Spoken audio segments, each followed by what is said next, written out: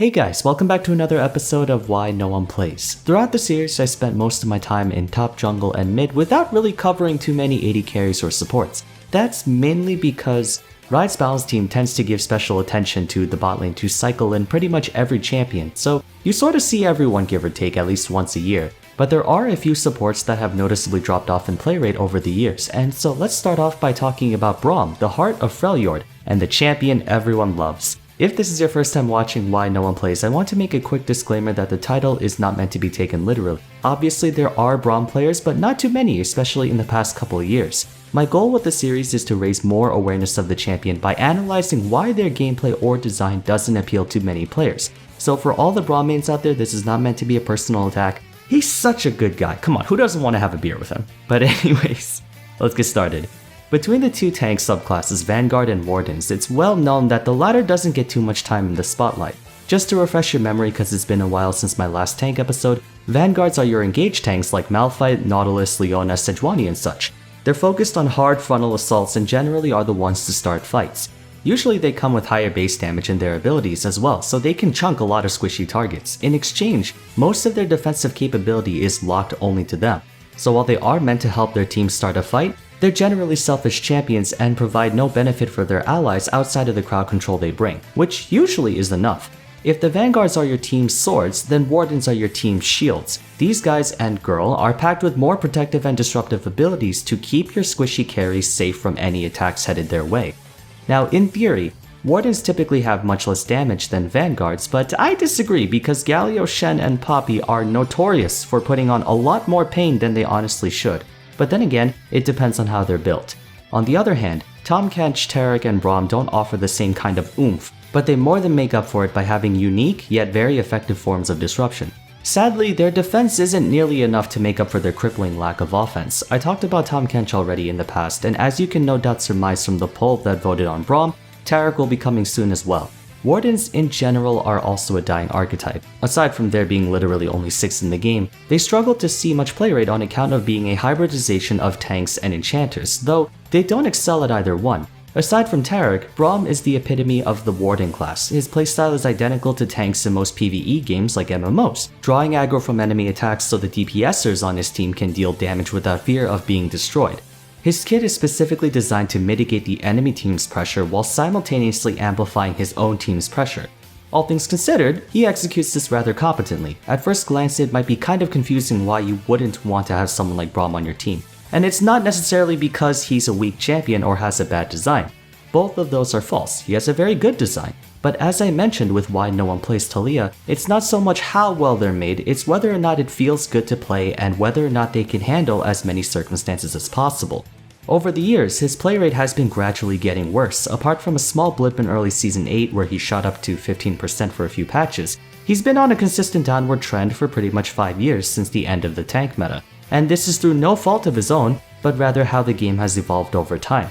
Braum's foremost issue is that he's incredibly specific. Too specific in fact, much like Tahm Kench. He has very unique abilities that all function well when used independently and in conjunction with each other, but his kit is meant to be used against certain champion matchups rather than all of them. In other words, he's a situational pick, extremely good during those situations but rather underwhelming outside of them.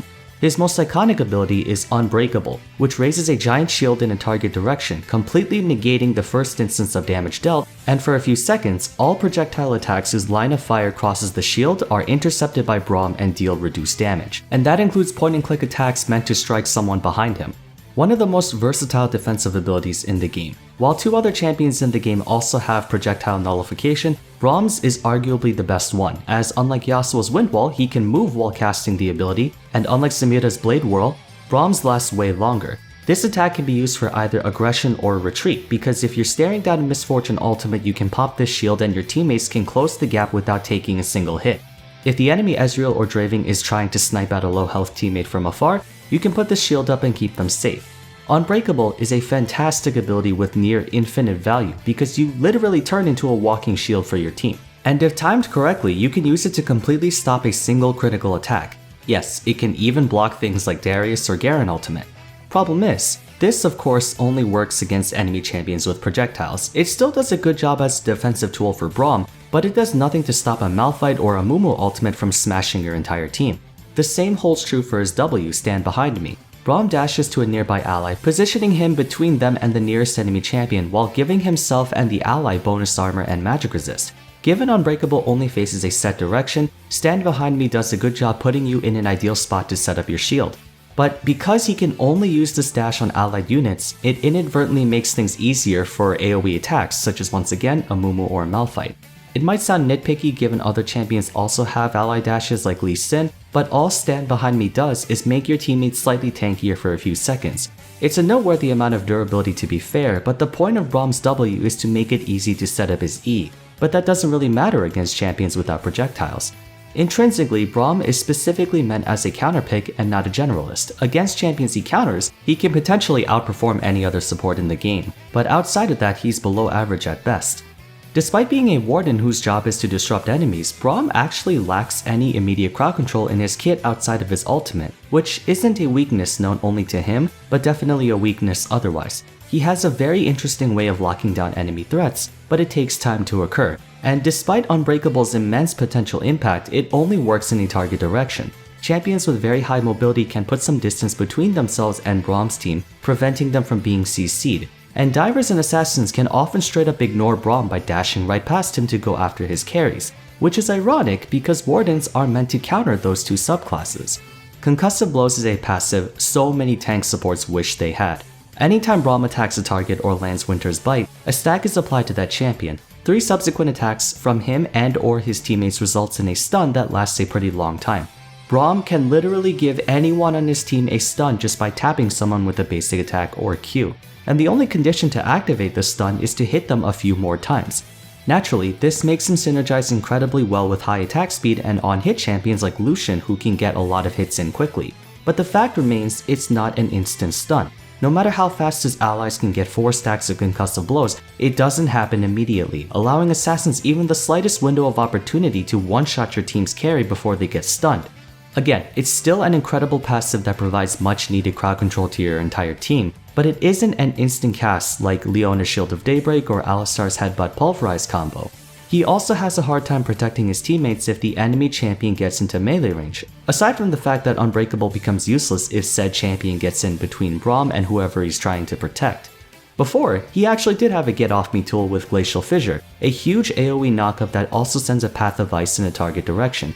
This ability used to have a heavy knockup to all enemies around Braum, much like Malphite Ultimate, while having a weaker knockup for champions further away. In other words, if he was standing next to an ally and an enemy champion engaged on said ally, he could use Glacial Fissure on top of himself and it would automatically protect them.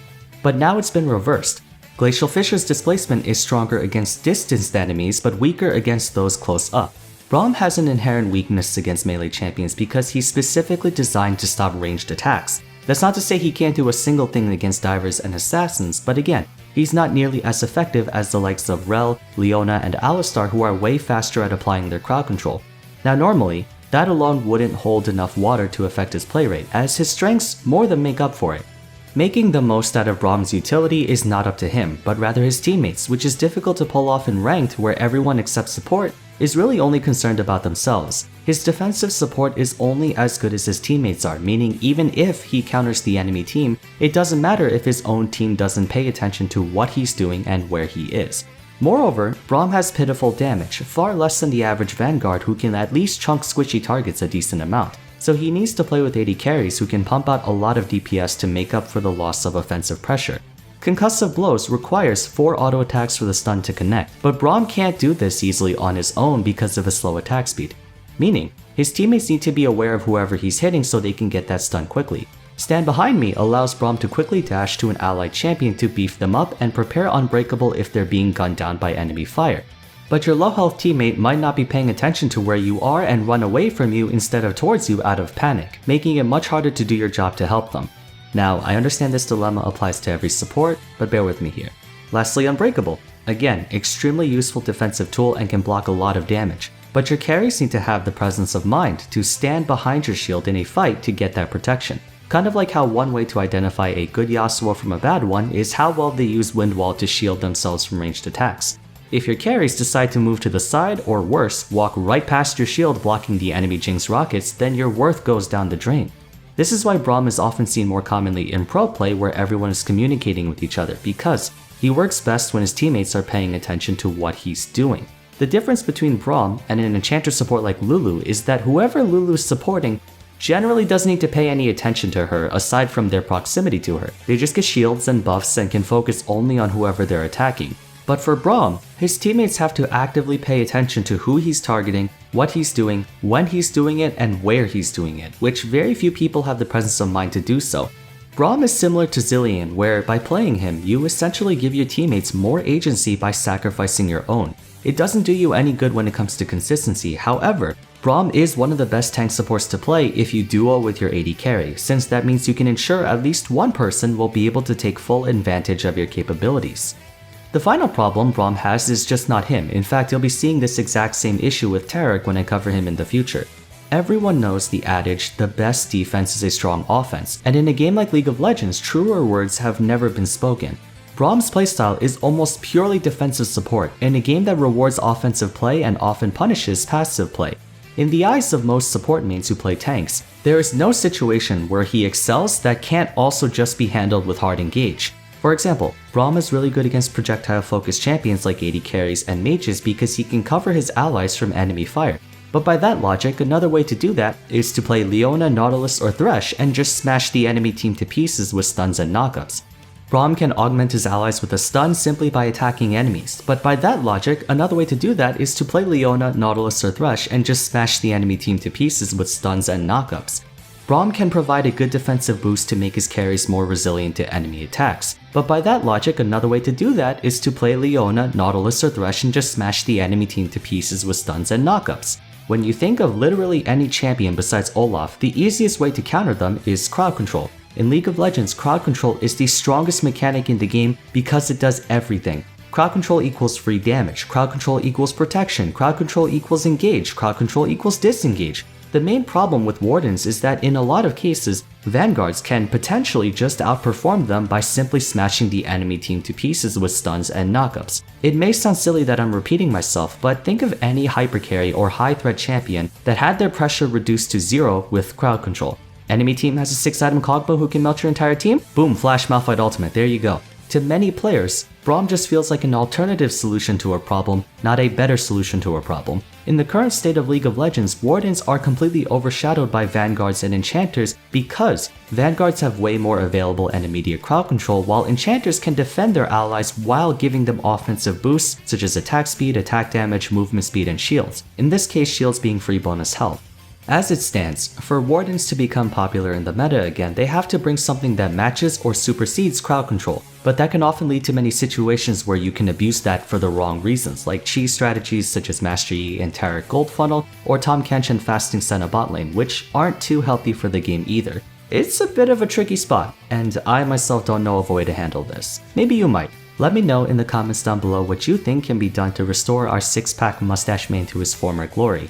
But if you enjoyed this video, a rating would be much appreciated, and if you'd like to see more content like this, consider subscribing to the channel. Also check out the video description down below for links to my Discord and social media, as well as a playlist containing all of my past episodes of Why No One Plays. I'm pretty sure we're at 30 episodes now, which is awesome.